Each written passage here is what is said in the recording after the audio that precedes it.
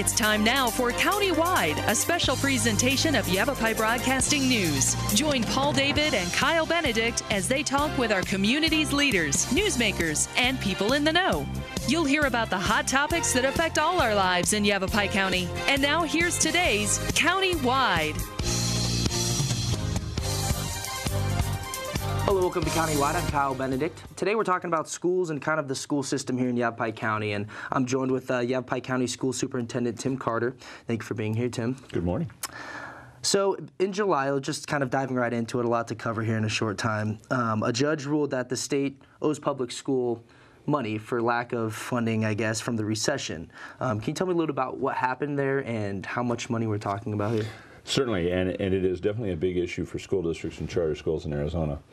Several years ago, voters in Arizona passed a proposition that basically required the state legislature to increase the amount of funding to school districts and charters by the least of either 2% a year or the actual rate of inflation.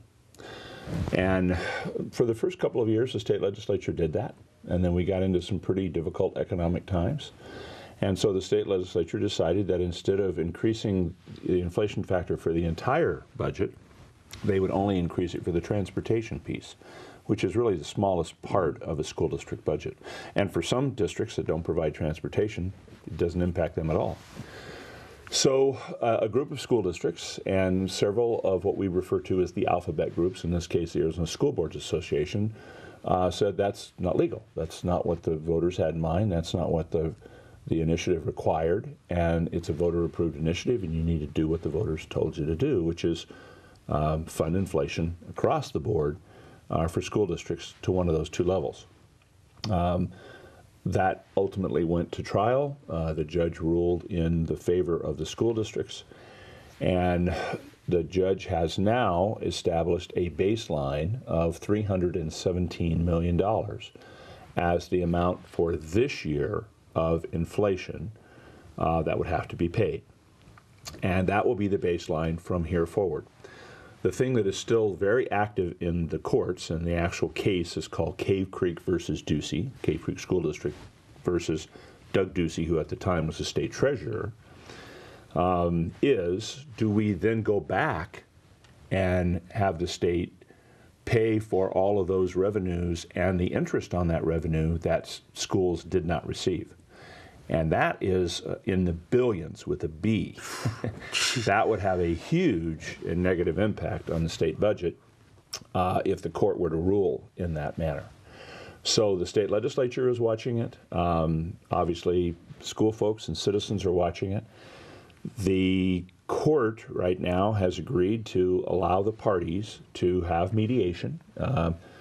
And the mediation is actually being conducted now and has been ongoing for a couple of weeks, and it's being done in secret. So we know they're meeting, but we don't know what they're talking about, and we don't know what kind of progress they're making.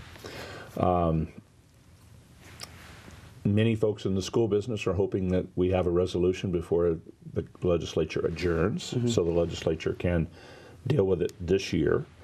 To be quite honest, we're hearing a lot of word at the Capitol that they would like to get in, get their budget done, get out of there before the court rules on this.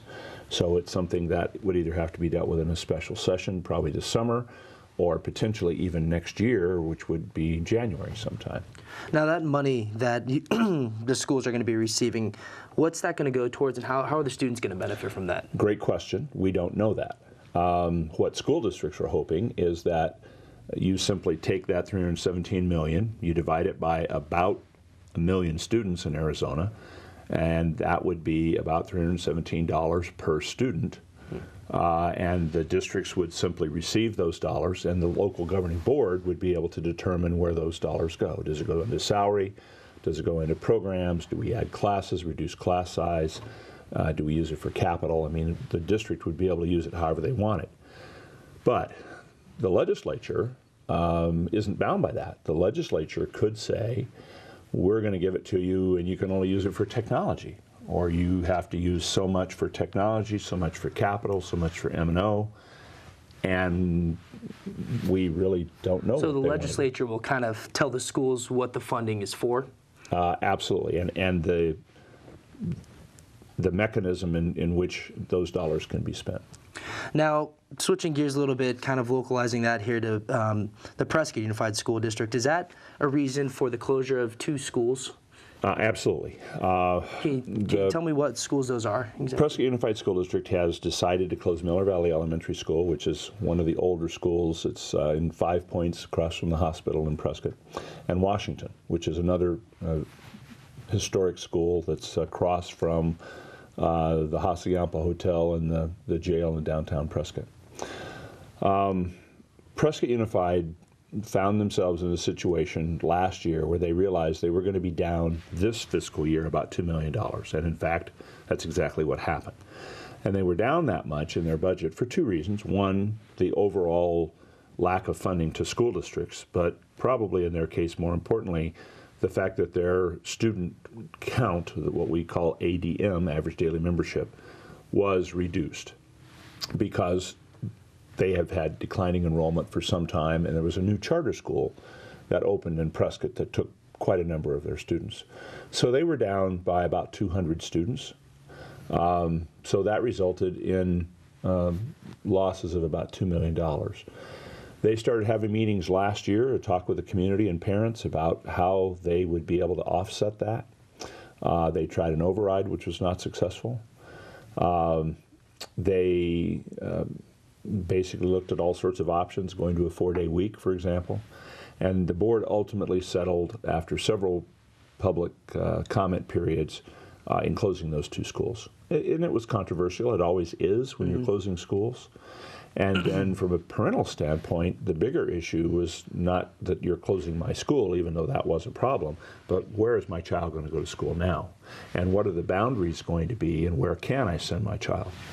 Because in Arizona, with open enrollment being something that's very sacred for parents to be able to send their child pretty much wherever they want them to go, parents have the ability to vote with their feet. I mean, if I don't appreciate the school that my children are going to, I can arrange to have them go to a different district school or a different charter school or even a private school. Which is a luxury. I mean, I'm sure you want your parents and have their kids go where they, where they feel comfortable and want them to go. Well, so you and I are 2 completely different generations. You actually grew up in a time where there was a lot of parental choice and student choice. I went to Tombstone High School, and I graduated in 1969, and the whole idea was, here's your high school. That's where you went to school. We would have almost never thought about going to a different school because, first of all, it wasn't an option, and second of all, people just didn't look at it back in those days the way we do now. Today, we take parental choice in dealing with schools as just an automatic right, and in reality, it is. And I think it's the district, Prescott Unified School District, are changing their boundaries, right? They reassessed their boundaries this year? Anytime you're changing the number of elementary schools, for example, you would need to change those boundaries, so you're telling parents that if you live in this area, your neighborhood school is going to be this one. But they also put in place, as is required by law, an option for transferring to other district schools if it's more convenient or if their parent works in that area. And so that actually has been pretty beneficial, and I'm hearing very positive things from parents about the way that was handled. Okay, great. Well, a lot of changes coming up in this upcoming year. We're going to take our first break. We're talking schools and the school system throughout the state, but here in Yavapai County with Yavapai County School Superintendent Tim Carter. We'll be right back in a couple minutes. I'm a teacher. Let me tell you what I make. I make learning a privilege, not a chore, and frustration a tool, not an obstacle.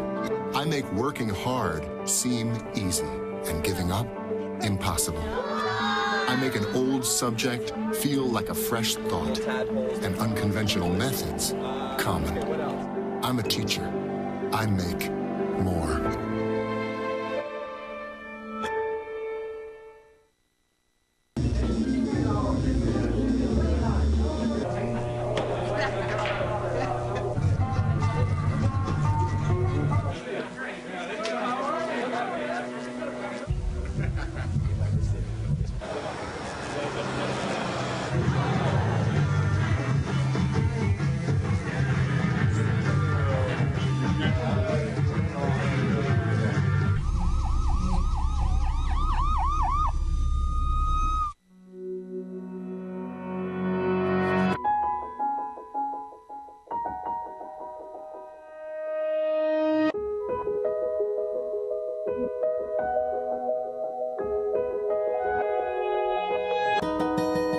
For those dealing with the daily struggles of caring for a loved one, we hear you. That's why AARP created a community with experts and other caregivers to help us better care for ourselves and the ones we love.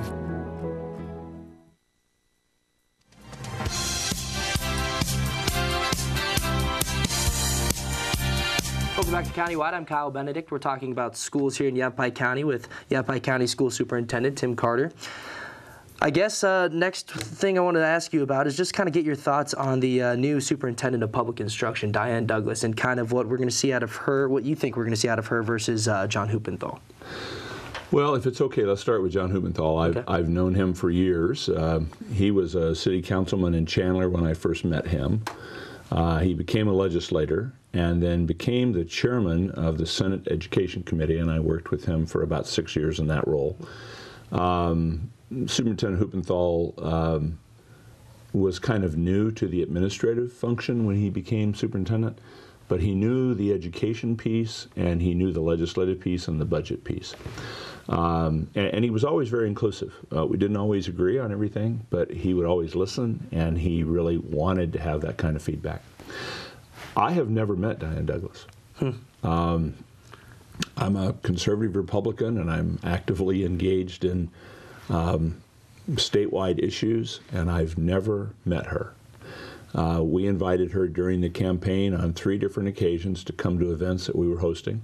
One was a debate, one was a superintendent's meeting, one was a charter school director's meeting, and she didn't come to any one of those 3. Since she's been elected, we have invited her to 3 events with exactly the same outcome.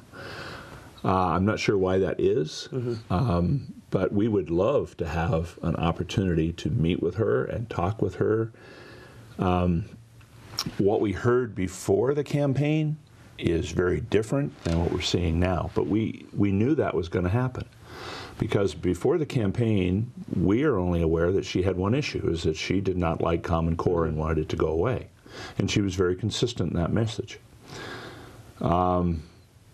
Even though many of us in the school world think Common Core is an issue, but Common Core is one of 4 or 5 issues. It's not the only issue that we need to be dealing with. Since she's gotten into office, she's realized what many of us said before the election even took place, is that the state superintendent has 0 jurisdiction over establishing state standards. Really?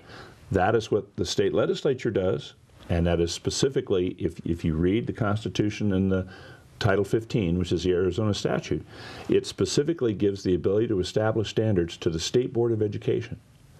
If you read the powers and duties of the state superintendent, there is no mention about the ability to establish state standards, just like county school superintendents also have no, we never get to vote on that. That's not something that's in our power. Our job is to help provide professional development for the implementation of the Common Core. And then the local governing boards in each of our communities, each of our school districts, have the ability to establish the curriculum over how is it taught, when is it taught, who teaches it, what materials are used, and people really get the curriculum, the how, who, why, when, confused with the standards, which is what is being taught. And it's only a minimum. The local board can add to that anytime they want. So we believe that Superintendent Douglas is now very much understanding that she can't just sign a document and have Common Core go away. She's either going to have to convince the state board to modify it, and she is a member of the state board, and the governor appoints the state board and the Senate confirms them, and the governor has 3 appointments coming up this year and 3 appointments next year. So within a 2-year window, a majority of that board will turn over, or to convince the state legislature to change the law. So where do you see Common Core in the future? What do you see the future of that? I mean, right now it's obviously our standards, but it's still new. It is new, and it is controversial, and it always has been, and it more than likely always will be. Personally, I have not taken a position purposely on the Common Core because there are things about it I really like. There are things about it I really dislike. one of the reasons I haven't taken a position, and I don't think any of my counterparts around the state have done so, because our job is to help districts and charters implement those standards, whatever they are. So if the state legislature changes them or the state board changes them, we're obligated to help districts take those standards and apply them. I believe that we will see changes. I don't know that they will be wholesale changes. I think we will see some type of periodic review of the standards, which is common in Arizona, and there will be some systematic, ongoing modifications to them to make them more powerful and less offensive to folks that have some legitimate concerns. What was the reason for adopting Common Core? I mean, is it more to get our students on a universal plane as far as what they're learning in school, regional, state? I mean, what was the reason for adopting it and changing? Well, you've asked a great question, but it's a very complicated answer. First of all the controversy in Arizona right now and in other states, the controversy isn't around the standards. I go out and I talk to groups and I ask them, how many of you have read the standards? Less than 1% have actually read the standards. So of the people, when you ask the question who have read the standards, what do you not like? It's very, very rare that they can give you something they don't like. What they don't like is where they perceive they came from. People perceive that they were a federal intrusion into states. Most of us are local control people. We don't want the feds telling us what we have to do in Cottonwood, Arizona, or whatever community it might be. So this entire federal intrusion is problematic. The whole thing about President Obama and Secretary Duncan supporting them compounded that problem. So people are much more concerned about where they came from and how they originated than what they were really designed to do and what the standards actually say we need to do. The standards were initially designed to bring some minimum level on a regional or national basis, so when you have folks moving from one area to another, there's not these huge gaps in what have I already learned, what do I need to learn, what we refer to as scaffolding. How do I get from this level to this level, and at what grade level or age should I make that change? And it's really difficult for folks to understand that unless they really spend a lot of time and effort with it. It seems like from what I've heard, some of the issues that people have with Common Core is as you mentioned, you have the standard and then you have the way of achieving that standard. It seems like the issues that I'm hearing is how we're achieving the standard. That's not necessarily the fault of Common Core, is it? Well, there are certainly people that will argue that without Common Core standards changing, the implementation of those standards would have remained the same. There are folks that are simply adverse to change. One of the common things that we hear is that people are unhappy because Arizona the standards don't require the teaching of cursive. We haven't taught cursive in this state in years. Local governing boards can do that if they want to. The other common one, in fact, I just heard it yesterday, was a parent talking about the fact that, they're teaching algebra in second grade. Well, yes and no. Back in the old days, we would have an equation, and it would be blank plus 2 equals 2. Very common. Nobody thought anything about that. Today, the way we would ask that is x plus 2 equals 2. Well, the answer in both the first equation and the algebraic equation is still 0, right? Blank plus 2 equals 2. 0 plus 2 equals 2. The x equals 0. And yes, we're teaching it in second grade, and yes, parents find that alarming. But what that really does is it gets kids in the habit of having a number and a letter in the same equation, so that it's easier as they transition into algebra. So when we really think about it that way, it's not really as difficult as we thought it was. It's just different. That's a great example. Okay, we're going to take our second break. For more information, you can visit ycesa.com, or the phone number is 928-6560. We'll be right back in a couple minutes.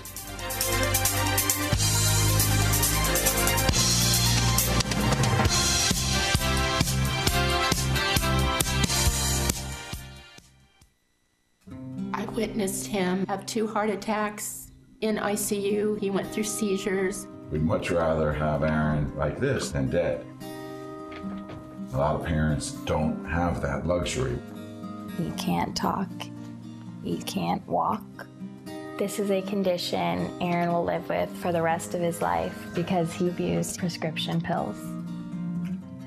Mind your meds. Learn more from the Partnership for Drug-Free Kids. So, I'm kind of new here, but I've noticed a trend. My human does this funny thing where she goes around and gets all my toys, and then she hides them in that basket by the door. You know, but it's always the same basket, and it's always in the same place. And then she acts so surprised when I find them, but, you know, she's putting them in the same basket. Again. It's like, hello? That's where you put it last time. You were the worst at hide and go seek.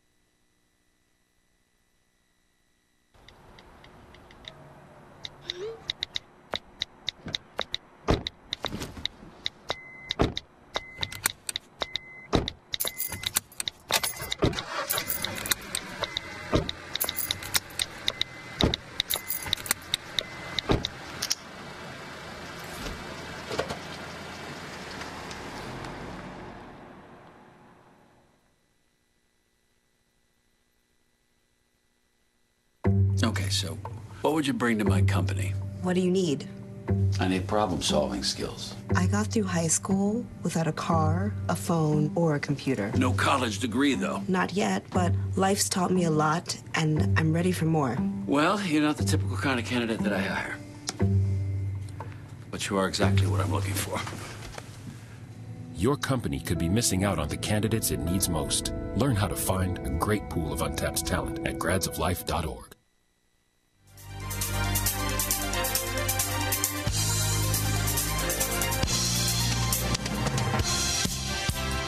Welcome back to Countywide. We're joined with Tim Carter, Yavapai County School Superintendent. We just have about a minute or so, but real quick, a new achievement test is starting this year, AZ Merit. Who is that for, and what's the difference with this test? Okay.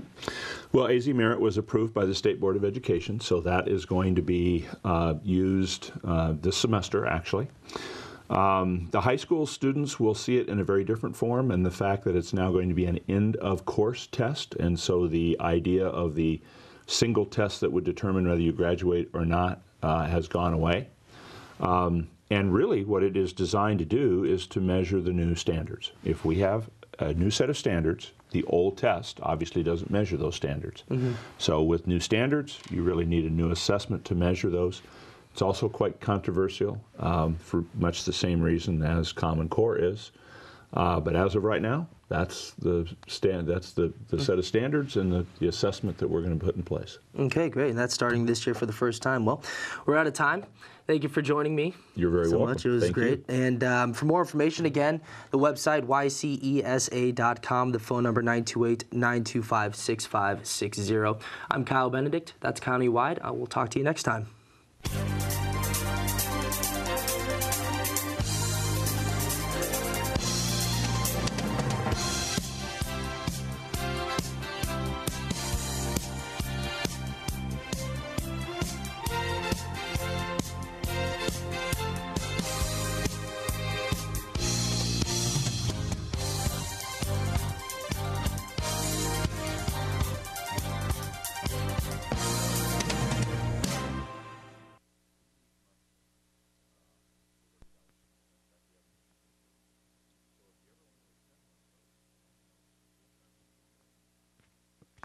We usually spend 2 or 3 hours.